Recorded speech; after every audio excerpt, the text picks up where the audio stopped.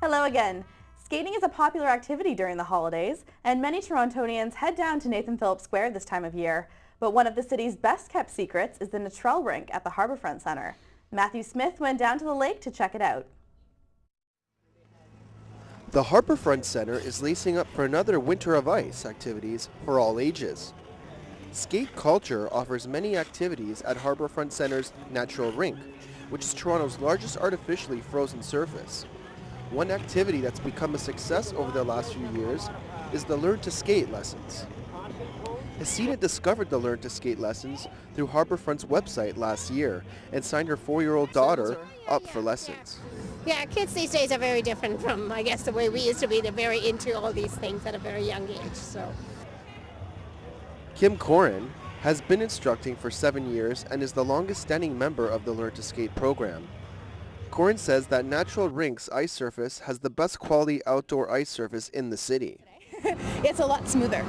It doesn't crackle as much when you go over top. They really care about their ice surface, and you'll notice they resurface more often. So when you go somewhere else and you're skating around, it's very choppy and it's like skating on a pond. Whereas here, it looks like you're skating on a pond, but you're actually skating on beautifully maintained ice. Eugene has been working at Harbourfront Centre for 3 years, where he teaches the Learn to Skate program for children. Within that time, Eugene has observed the program grow from 200 to 1,000 people. I think it's a combination of factors, you know, people moving into the area. We have a lot of people who are new to the country. A lot of people who are like, hey, you know, I have this great rink across the street from me. Why don't I learn how to take advantage of it? Dan, an avid skater, looks forward to skating on the natural rink 6 times a week. I find the atmosphere around here and the music and the people are just, I don't know, you call it A1, I guess. I love winter and I love the outdoors. Dan says that Natural Rink is the best rink in Toronto for outdoor pleasure skating since there's a variety of turns per lap. All the people here are friendly, and we all have, I guess, a common purpose, and that is to be outdoors and enjoy the fresh air and exercise and, I guess, socializing. Whether you're 4 or 70, the Natural Rink here at Harbourfront Centre is the place to be. For Humber News, I'm Matthew Smith. Christmas, Hanukkah, Kwanzaa, solstice. With the holidays in full swing in a country as diverse as Canada, what's the most popular way to give each other season's greetings? We sent Aaron Best to find out.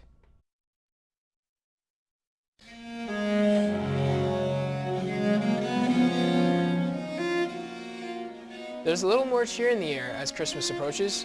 Warm season's greetings remind you that a festive time with family and friends is almost here. But this raises the question, Happy Holidays, Season's Greetings, and Merry Christmas. Which greeting is correct or most popular in a multicultural Toronto? I'll say Merry Christmas and Happy Holidays. Merry Christmas! Happy Holidays, have a good Christmas. Definitely Merry Christmas. It's Christmas, so what else would you say? The surprising thing is how little controversy there is regarding the Christ Center greeting. An Abacus data poll finds that 76% of Canadians prefer Merry Christmas versus another greeting. The same goes for our American neighbors, of whom 70% prefer that stores use signs with Merry Christmas.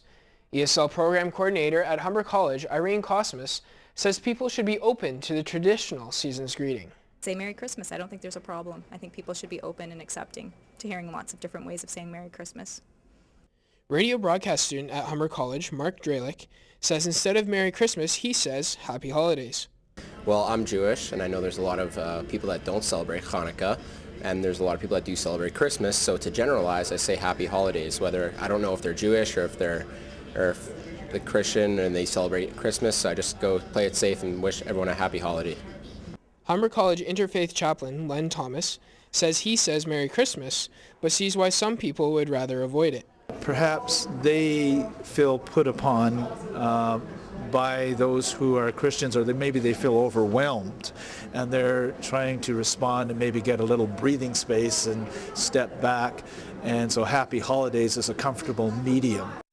Pastor Tony Zegfeld, a Christian missionary here in Toronto, says there is no shame in using a traditional Merry Christmas. Muslims celebrate Eid, right? They say Mubarak Eid, Blessed Eid, right? Or Diwali, Happy Diwali. They use their names. We don't say to them Happy Holidays. So what's the issue? Whatever you're greeting, try to spread a little joy this Christmas. For Humber News, I'm Mehreen Best. Forget about heading to the North Poles to deck the halls. Jolly old St. Nick graced the city with his presence as he made his way down the streets of Toronto. Catherine DeVeris was on the scene to cover Toronto's 107th Santa Claus Parade. What's red, white, and walked all over?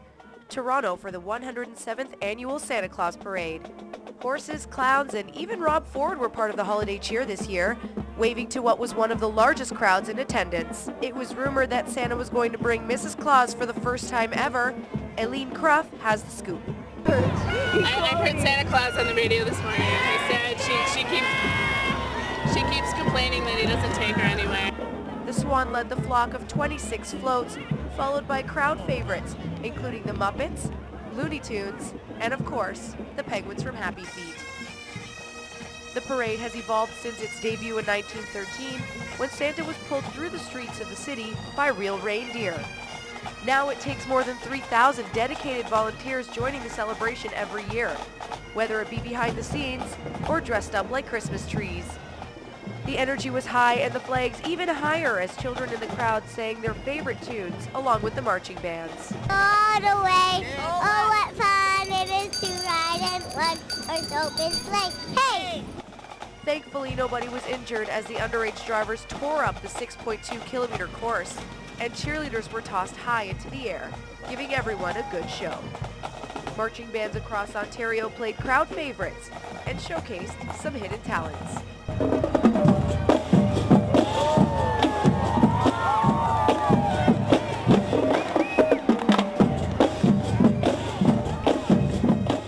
The parade is broadcast across North America and draws crowds young and old. We want to see Santa!